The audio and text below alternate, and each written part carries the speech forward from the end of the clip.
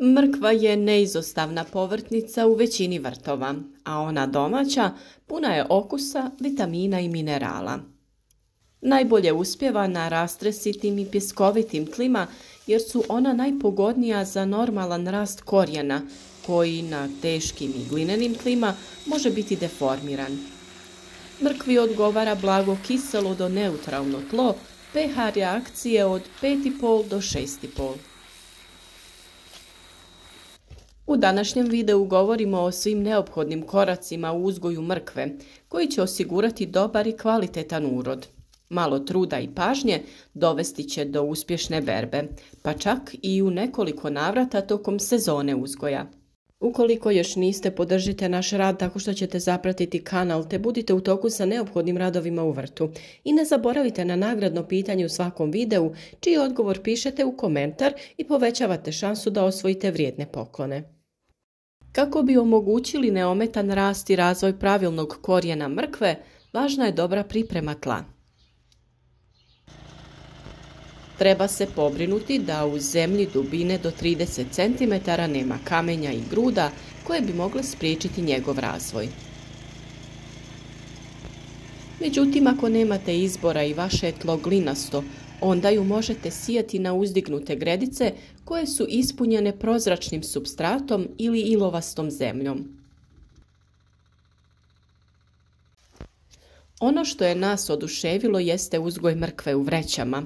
Na vrlo malom prostoru smo dobili obilje lijepih, krupnih i zdravih plodova.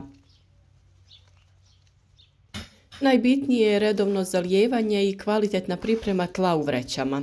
O tome smo posebno govorili, pa video o takvom načinu uzgoja mrkve, ali i izradi uzdignutih gredica imate na našem kanalu. Za ljetnu berbu mrkva se sije na otvorenom 3 do 5 sedmica prije zadnjeg proljetnog mraza. Iako treba spomenuti da mlade biljke nakon nicanja dobro podnose temperature do -5 stepeni Celzijusa. Također, ranija sjetva pozitivno utječe na prinos korijena, a mrkva ima bolji okus nakon jednog mraza jer tada sadrži više šećera. Mrkva se obično sije od početka marta pa do kraja aprila, no neće biti kasno ni ako to bude početkom maja. Vrijeme sjetve najviše ovisi od vremenskih uslova i pristupačnosti tla. Kako biste imali kontinuiranu berbu, možete mrkvu sijati svako 3 sedmice sve do kasnog proljeća. Dubina sjetve je od 1 do 1,5 cm sa razmakom redova od 35 do 40 cm, a razmaci unutar reda od 5 do 8 cm. Ukoliko mrkvu posijete malo gušće, ni to nije problem. Tokom rasta će ju trebati prorijediti, a to se obavlja tako da se na svakih 5 cm ostavlja po jedna biljka. Mrkva sporo niče, pa je u ranoj fazi najosjetljivija na korove i pokoricu. Kako bi se to spriječilo, preporučuje se gornji sloj prekriti vermikulitom ili sitnim kompostom. Također zahtijeva i češće zalijevanje, a kako bi se zadržala vlaga, može se malčirati. Međutim, navodnjavanje ne smije biti preobilno u vrijeme maksimalnog porasta zadebljanog korijena, jer u tom slučaju on može pucati. Ova biljka voli mjesta puna sunčeve svjetlosti, ali podnosi i polusjenu. Preporučuje se sijanje direktno na stalno mjesto u vrtu, a ne presađivanje. Također, treba voditi računa o plodoredu koji iznosi od 3 do 4 godine, što znači da se na isto mjesto u tom periodu mrkva ne bi trebala sijati. Najbolji predusjevi su paradajz, kupus, krompir, paprika i mahunarke, a dobra je predkultura za većinu ostalih povrtnica. Dobri susjedi u vrtu za mrkvu su grašak, bijeli luk, paradajz, radič, luk, poriluk, kadulja, rotkva i blitva, a loši su kopar i anis. Što se tiče hranjiva, treba biti oprezan sa viškom dušika jer on potiče rast lišća i račvanje korijena. 5 do 6 sedmica nakon sjetve preporučuje se dohrana sa više fosfora i kalija. Bitno je znati da ju ne smijete pognojiti nezrelim stajskim gnojivom jer ono sadrži nerazgrađene tvari i doprinosi nepravilnom rastu korijenja, a može privući i štetnike kao što je mrkvina muha. Još jedan koristan način prihrane jeste sa drvenim pepelom. Pepeo ne samo da biljke opskrbljuje hranjivim tvarima, već i poboljšava kvalitetu tla. Sa pripremom tla za sijanje mrkve dobro je krenuti u jesen.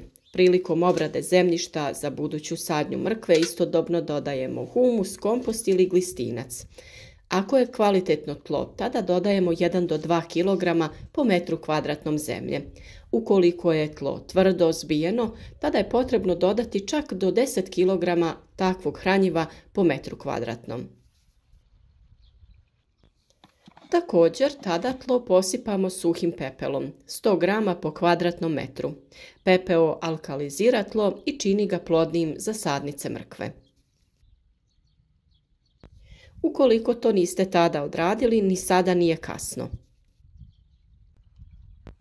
Prije sijanja mrkve po tlu prospemo humus, glistinac ili neko drugo slično hranjivo, samo da to nije svježi stajski gnoj koji nije pogodan za uzgoj mrkve. Stajsko gnojivo se treba koristiti nakon što je odležalo barem godinu dana. Nakon toga dobro promiješamo taj površinski sloj zemlje, te možemo da koristimo pepeo u omjeru koji smo rekli, pospemo ga po tlu, te također sa grabljama izmiješamo. Redovi za sijanje mrkve mogu se praviti sa nekim alatom, ali kada je tlo rahlo, dovoljno je samo preći sa rukom, napraviti plitki kanal od 1 do 1,5 cm i lagano posuti sjeme mrkve, te sa rukom također zagrnuti. Ukoliko vam je to neudoban položaj, tada možete to sve da radite sa grabljama ili sličnim alatom. U mjesecu junu tokom rasta vrhova možete posuti zemlju oko mrkve pepelom u količini od 1 čaše, to jest 100 g po metru kvadratnom, prije zalijevanja. Za zaštitu od štetnika, otopina pepela, to jest prskanje sa njom, pomoći će da se riješite mnogi od njih, poput mrkvine muhe i križaste buhe i sličnih. Na 1 litru vode stavi se velika kašika pepela. Pustite da stoji 24 sata te procjedite. Tim rastvorom prskajte listove jednom sedmično. U jednom od videa smo vam pokazali kako pripremamo trake od toalet papira sa sjemenom mrkve za lakše sijanje. Za njihovu upotrebu potrebno je iskopati plitke kanale od oko 1,5 do 2 cm. Nakon toga dobro natopite zemlju vodom, stavite trake i ponovno ih zalijte.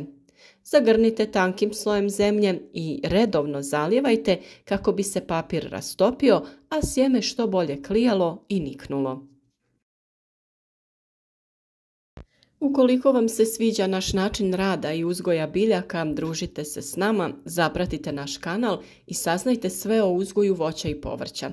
Klikom na znak zvonca pored možete sebi osigurati redovne obavijesti o svakom novom videu. Pri uzgoju bilo koje povrtne kulture postoje ključni trenuci kada je potrebno odraditi prihranu ili neku drugu mjeru koja je važna za pravilan uzgoj. Ostanite s nama kroz cijelu sezonu kako bi sve radnje obavljali na vrijeme. A današnje pitanje glasi: koje su dobri susjedi u vrtu za mrkvu, to jest koje biljke sijemo kraj mrkve? Odgovore pišite u komentaru i povećajte šanse da osvojite vrijedne poklone koje smo pripremili, da obradujemo najveće zaljubljenike u biljke i pratitelje našeg kanala. U toku sezone uzgoja oko mrkve se može dodati dodatni sloj komposta ili humusa kako bi dobila potrebna hranjiva u ovom ključnom vremenu u razvoju. Rasporedite tanak sloj kvalitetnog hranjiva. Preko njega odradite malčiranje kako bi u toplim ljetnim danima imala dovoljno vlage i kako bi se korijen pravilno razvijao. Kao malč možete koristiti pokošenu travu, sjeno ili slamu. Na ovaj način će se smanjiti učestalost zalijevanja i samim tim neće doći do naglog upijanja vode i pucanja korijena mrkve. Mrkva zahtjeva nešto malo pažnje, ali ako budete na vrijeme slijedili ove korake, ona će vas nagraditi lijepim, zdravim i krupnim plodovima. Olakšajte sebi pripremom traka sa sjemenom ukoliko niste u mogućnosti dugo biti u sagnutom položaju u bašti. Ukoliko nemate tih problema, tada strpljivo rasporedite sjeme kako bi što ravnomjernije nikla, pa će potreba za prorjeđivanjem biti minimalna.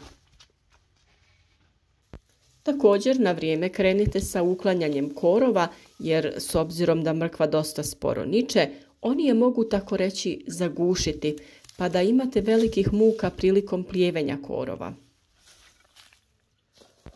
Ako želite podržati naš rad, podijelite video na vašim društvenim mrežama kako bi više ljudi iskoristilo naše savjete. Za sva druga pitanja smo uvijek dostupni u komentarima ispod videa, pa nam pišite ukoliko imate neke nedoumice ili nam se samo javite. Podijelite vaše iskustvo i pišite od kuda nas to pratite.